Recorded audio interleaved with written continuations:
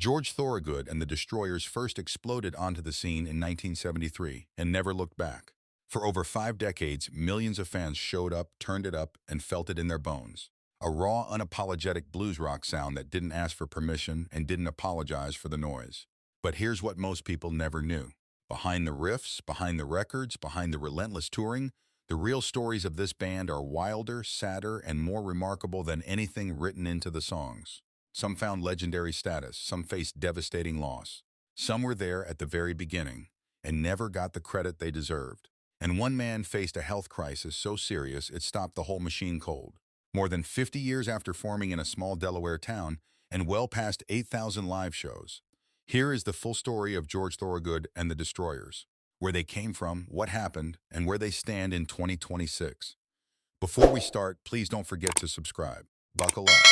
Number 1, George Thorogood, born February 24, 1950, Wilmington, Delaware. We start with the man himself, George Lawrence Thorogood, the slide guitar legend, the voice behind one of the most recognizable riffs in rock history, the man who turned Delaware blues into a global phenomenon. But here's what most people don't know. George Thorogood didn't start out as a musician. He started out as a baseball player. That's right. Before the guitar, before the records, before the fame, Thorogood played semi-professional baseball. He attended Brandywine High School in Delaware, where he met a kid named Jeff Simon, the same Jeff Simon who would become his drummer for the next 50 years. Then one day someone gave George a slide. He put it on his finger, heard the sound it made on those strings, and the baseball glove went into the closet for good. He fell deep into Elmore James, Robert Johnson, the raw, aching heart of the blues. And one night, after watching blues musician John P. Hammond perform live, something locked into place. He knew exactly what he wanted to do with his life. By 1970, he was performing solo acoustic gigs. By 1973, he had formed the Delaware Destroyers, and the clock started ticking towards something massive. What many fans don't realize is how brutal the early years actually were. Thorogood worked as a roadie for the legendary bluesman Hound Dog Taylor just to survive. He recorded a 20-song demo in 1974 that went nowhere, though 10 of those songs were eventually released as better than the rest, proving the world had walked right past something special. Night after night, the band played the Rathskeller Bar at the University of Delaware and the Deer Park Tavern. Nobody was coming to them. They had to go get it. Music promoter John Forward finally discovered them in 1975. That connection landed them a deal with Rounder Records. And on August 16, 1977, their debut album hit shelves. Gold in the United States, platinum in Canada, a reputation that money couldn't buy. Then came 1981, and one of the most insane tours in rock history, the 50-50 Tour. 50 shows, 50 states, 50 days. They actually played 51 shows because Washington, D.C. insisted on its own night. That same year, Thorogood opened for the Rolling Stones and held his own on one of the biggest stages in the world. Then 1982 arrived, My America, Bad to the Bone, that riff, that swagger, that two-word title that became a permanent part of pop culture. MTV played it on repeat. Hollywood dropped it into every scene that needed to say, this person does not follow the rules. Terminator 2, Problem Child. Decade after decade, that song kept showing up because it was simply too good to go away. In 1985, Thorogood performed at Live Aid in Philadelphia alongside Bo Diddley and Albert Collins. He appeared on Saturday Night Live. He launched the Around the World in 80 Days tour until a riot at a Spanish festival brought it to a sudden, dramatic end. Real life with George Thorogood was never boring. Then everything changed. In 2023, George Thorogood canceled tour dates due to a serious illness. The nature of the illness was never publicly disclosed. For a man who had built his entire identity around showing up, who had played more than 8,000 shows, who had toured through everything, the sudden silence was shocking. Fans held their breath. But George Thorogood is not the kind of man who stays down. In 2026, George Thorogood is 76 years old and still on the road. The band celebrated its 50th anniversary in 2024, earning recognition from the Grammy Museum. The University of Delaware named a campus passageway Thorogood Alley in his honor. His home state had officially claimed him as a legend. The Destroyers continued touring under the baddest show on Earth banner. 15 million records sold, more than 20 albums. A legacy so locked in that no illness, no setback, and no amount of time could shake it loose. George Thorogood spent decades playing like a man possessed. In 2026, he still is. Number 2, Jeff Simon, co-founder and drummer. If Thorogood is the face, Jeff Simon is the foundation. Most fans never realize how deep this story goes. Jeff Simon and George Thorogood didn't meet at a record label, or an audition, or a music festival. They met in high school, Brandywine High School, Delaware. Two teenagers before any of this was real. Simon became a founding member of the Delaware Destroyers in 1973. And when the rocket launched, he was in the engine room, exactly where he'd always been. He was on the debut album. He played Move It On Over. He was there for Bad to the Bone, for the Rolling Stones tour, for the 50/50 tour, for Live Aid, for every single defining moment this band ever had. Here's what most people never stop to appreciate. Jeff Simon and George Thorogood have been making music together for over 50 years. 50. In an industry where bands implode, egos explode, and partnerships dissolve over money, credit, and creative differences, this is almost impossibly rare. The Rolling Stones get the headlines for longevity. But Simon and Thorogood have sustained a musical bond that rivals anything in rock. No drama, no reunion tour. Just two guys from Delaware who never once stopped playing. Jeff Simon remains in the confirmed touring lineup in 2026, alongside Thorogood, Bill Blow, Jim Suhler, and Buddy Leach. The most extraordinary thing a person can do sometimes is simply refuse to leave. Jeff Simon never left. Number 3, Bill Blow bassist. Bill Blow doesn't get the credit he deserves. He never has. And that's exactly the kind of musician he is. Blow was there from the very beginning, an original member of the founding lineup alongside Thorogood, Simon, and Ron Smith. While everything around him shifted, changed, and evolved over the decades, Billy Blow stayed. He became one of the band's longest-serving members, not because of ego, not because of management negotiations, because he loved the music and he was extraordinary at his job. In a band built on Thorogood's guitar, the bass is the invisible architecture. It's the thing you don't notice until it's gone, and with Blow, it was never gone. His low-end rumble underneath that slide guitar made every track feel heavier, darker, and realer than it had any right to be. He was on the records that went gold. He stood on the Live Aid stage. He ground through more than 8,000 shows without flinching. Offstage, another story was unfolding quietly. A musician who never needed the world to notice him, because the music was always enough. Bill Blow is still in the lineup, still holding down the low end, still showing up. He never sought the headline.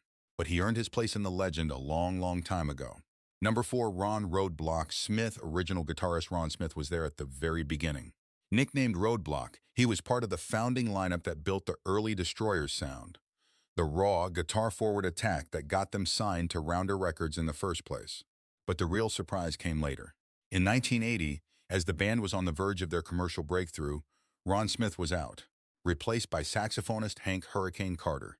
The pivot was deliberate, a shift from twin guitars toward the wailing saxophone lines that would define the Destroyers' entire commercial peak in the 1980s. Smith stepped away just before Bad to the Bone, just before the Rolling Stones tour, just before everything. He laid the foundation. He just didn't get to live in the house.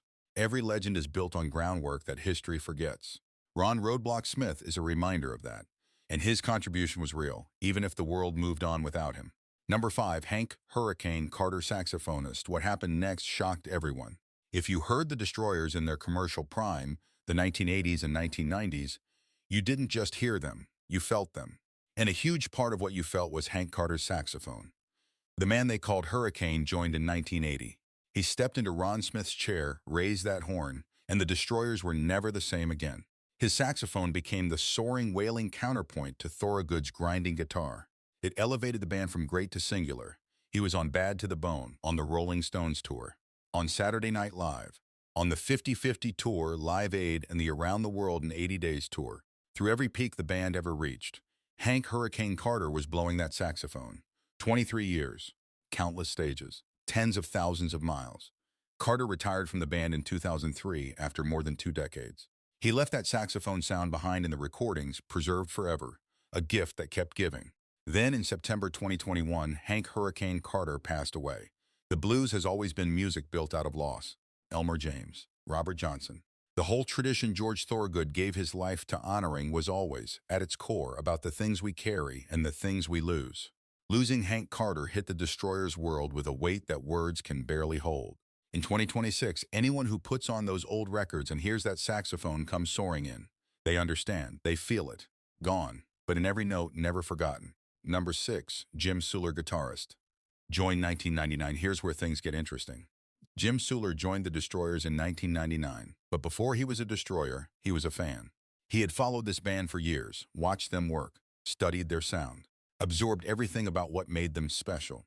And then, somehow, he found himself inside the thing he had spent years admiring from the outside. That's not a career story, that's a dream. What people don't realize is that Suler wasn't a raw talent who needed molding. He had spent years building his own reputation as a serious guitarist, a player with range, taste, and a deep reverence for the blues tradition that Thorogood had always demanded of the people around him. When Suler joined, there was no awkward adjustment. He fit like he'd always been there. Because in a sense, spiritually he had been. In 2026, Jim Suler is a confirmed active member of the touring lineup, now with over 25 years in the band. He transitioned from admirer to cornerstone without anyone making a big announcement about it. He just kept showing up and kept delivering. Jim Suler spent years dreaming of playing with George Thorogood. Then he became one of the most enduring Destroyers in history. Number 7, Buddy Leach saxophonist. Current member filling Hank Carter's saxophone chair was never going to be easy. That seat carried 23 years of history, a Grammy Museum-honored sound, and the memory of a man the band had loved for decades. Buddy Leach stepped up anyway, and he made it his own. He didn't try to be Hank Carter. You can't replace a hurricane. What you can do is bring your own storm, and that's exactly what Leach did. He carried the saxophone lineage forward without imitation and without apology. In 2026, Buddy Leach is in the confirmed touring lineup, the final piece of a band that has reinvented itself without ever losing its soul. The greatest tribute to a legacy isn't a museum plaque. It's keeping the music alive. Buddy Leach does that every single night. Let's talk about what 8,000 shows actually means. If you played one show every single day, no days off, no travel delays, no illness, it would take you nearly 22 years to reach 8,000 performances. George Thorogood and the Destroyers did it while recording albums, raising families, surviving lineup changes, losing bandmates, and battling personal crises along the way. 15 million records sold worldwide, 20-plus albums, 2 platinum certifications, 6 gold. The 1992 compilation The Baddest of George Thorogood eventually went platinum on its own, a record that refused to stop performing long after its release date. The 50/50 tour of 1981, the Rolling Stones opening slot, Live Aid, Saturday Night Live. That tour that ended in a Spanish riot, a holiday song with John Lee Hooker in the video. A tribute album to Chess Records, a first-ever solo acoustic album in 2017. A 50th anniversary honored by the Grammy Museum. These aren't the bullet points of a band that ran out of steam. These are the milestones of a band that simply never stopped. Bad to the Bone is more than a song. It's a cultural riff, a 2-word shorthand for rebellion that has outlasted every trend, every format, every era of music it was dropped into. It doesn't need context, it just hits. I Drink Alone became an anthem for No Apologies, Hard Living America. Get a Haircut became one of their biggest radio hits of the 1990s, bringing a whole new generation through the door. Who Do You Love? Move It On Over, Rockin' My Life Away. These songs didn't survive on algorithms.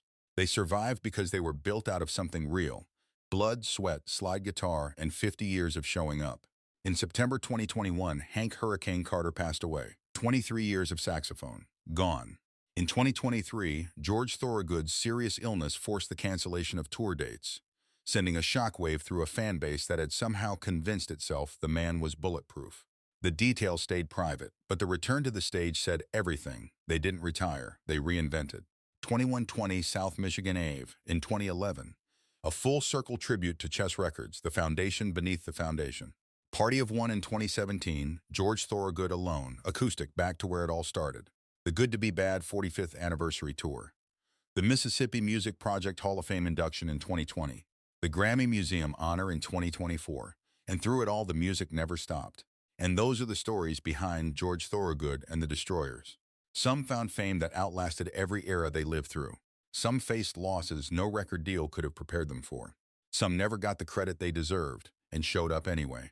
And one man stared down a serious health crisis and walked back onto the stage because that's simply who he is. George Thorogood was born February 24, 1950 in Wilmington, Delaware. He picked up a slide guitar, decided the world needed to hear what he could do, and then spent 50 years proving it. Bad to the Bone, 8,000 shows, 15 million records. One band that never once knew when to quit. Which member's story hit you hardest? Drop it in the comments. And subscribe because the Destroyers never quit, and neither do we.